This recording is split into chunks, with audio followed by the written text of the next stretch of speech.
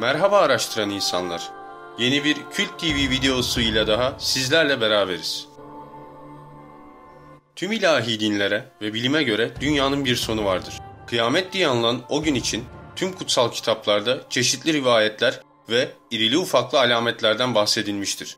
Bu alametlerden haberdar olup günümüzde yaşanan olayları ve gelişmeleri iyi gözlemleyen birisi, hadiselerin alametlerle nedenli büyük bir paralellikte seyrettiğini görmesi zor değildir. Alametlerin birçoğu kutsal kitaplar üslubunca mecazidir. Örneğin İncil'de geçen mahşerin 4 atlısının atlarla ilgisinin olmaması gibi. Yani olacak olan olaylar kesin olarak bildirilmiş ancak şifrelenmiştir. Şimdi tüm dinlerde geçen en güçlü alametlerin bir kısmını alarak biraz beyin fırtınası yapalım ve bu şifreleri çözmeye çalışalım. Hristiyan ve İslami kaynaklara göre Deccal'in Hz. Musa'nın asası ve Hz. Süleyman'ın mührüyle çıkacağı söyleniyor.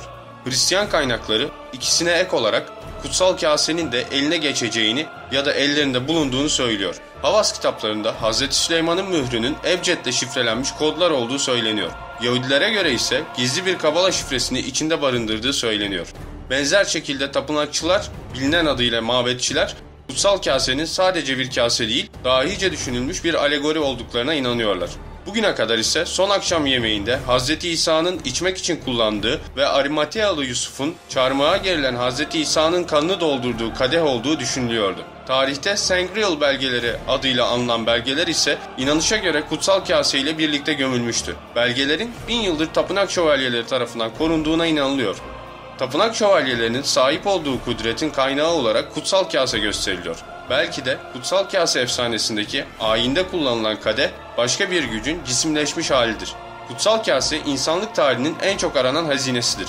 Efsanevi kase hikayelere, savaşlara ve bitmek tükenmek bilmeyen sorulara neden olmuştur. Illuminati şebekesinin fikri altyapısını oluşturan tapınak şövalyeleri orijinal adıyla Templiye tarikatı Haçlı seferleri sonrası Kudüs'te kuruldu. Bu adı almalarının sebebi ise iddia edildiğine göre Kudüs kralının Süleyman Mabedi'nin bulunduğunu ileri sürdükleri bölgeyi koruma görevini kendilerine vermesiymiş. Hz. Musa'nın asası ve Hz. Süleyman'ın mührünü de ele geçirdiler mi bilinmez. Ama Illuminati'nin ana hedefi başkenti Kudüs olan tek bir dünya devleti kurmak. Kaynaklar Deccal'in ise Kudüs'ten çıkacağını söylüyor.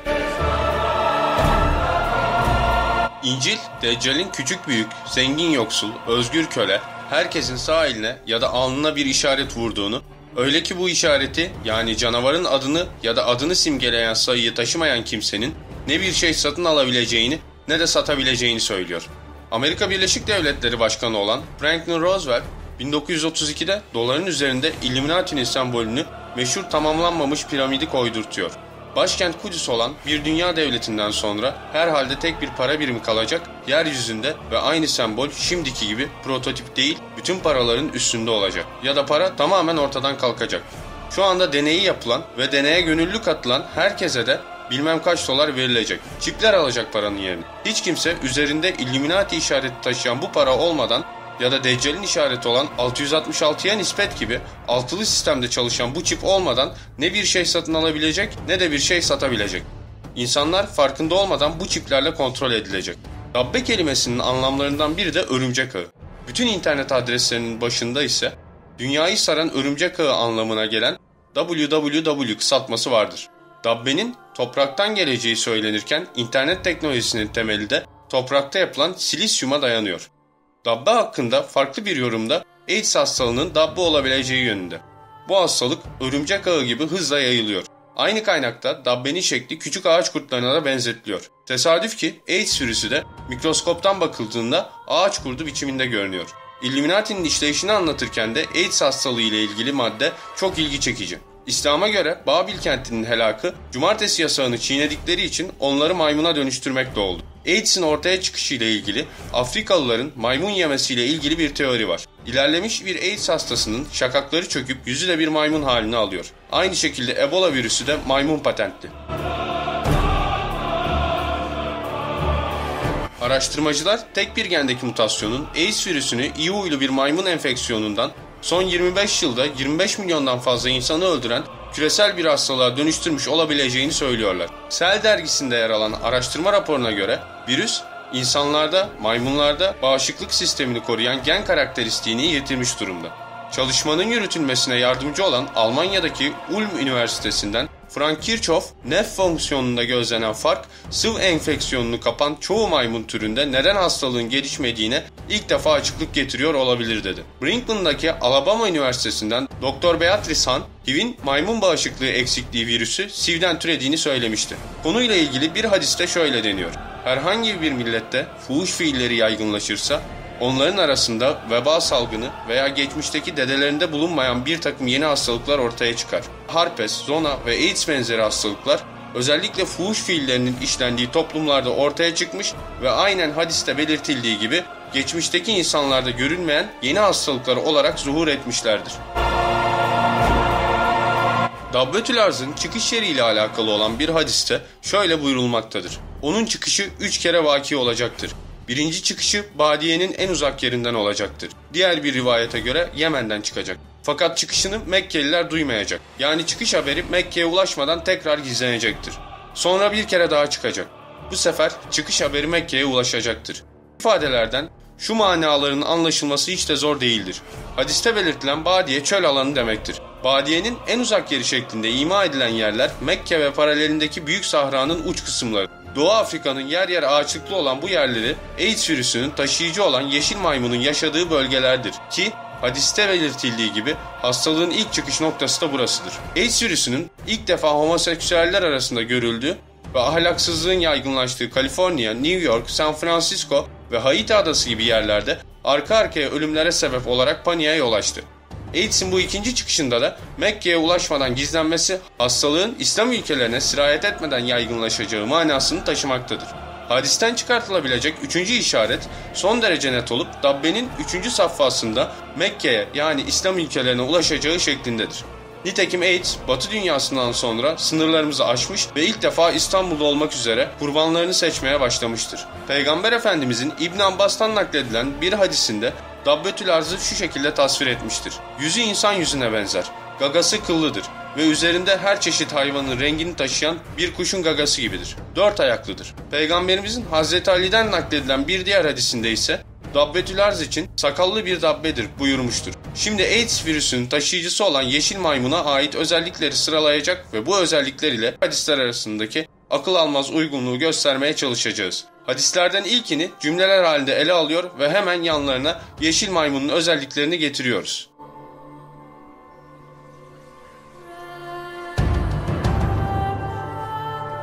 Yüzü insan yüzü gibidir. Yeşil maymun hayvan türleri arasında yüzü insana en fazla benzeyen hayvan olarak bilinir. Yeşil maymunun öne doğru fırlayan ve bir gagayı andıran ağzının çevresi bol miktardaki kıllarla çevrilmiştir.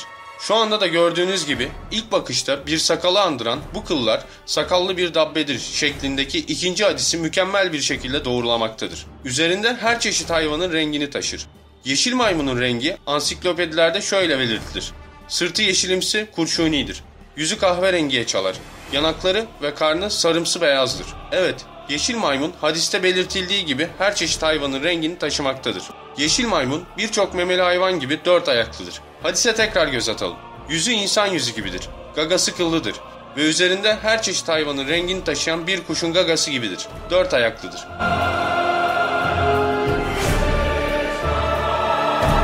Ejderha yeryüzüne atıldığını görünce erkek çocuğu doğuran kadını kovalamaya başladı. Yılanın önünden çöle. 3,5 yıl besleneceği yere uçup kaçabilmesi için kadına büyük kartal kanatları verildi.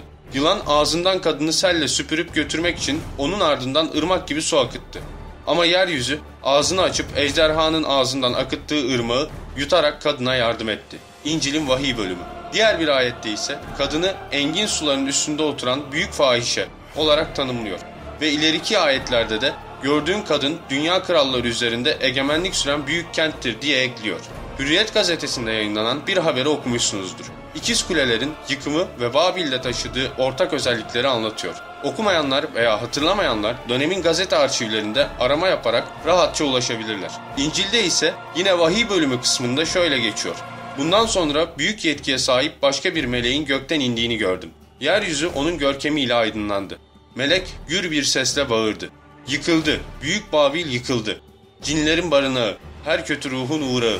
her murdar ve iğrenç kuşun sığınağı oldu. Çünkü bütün uluslar azgın fuhuşun şarabından içtiler. Dünya kralları da onunla fuhuş yaptılar.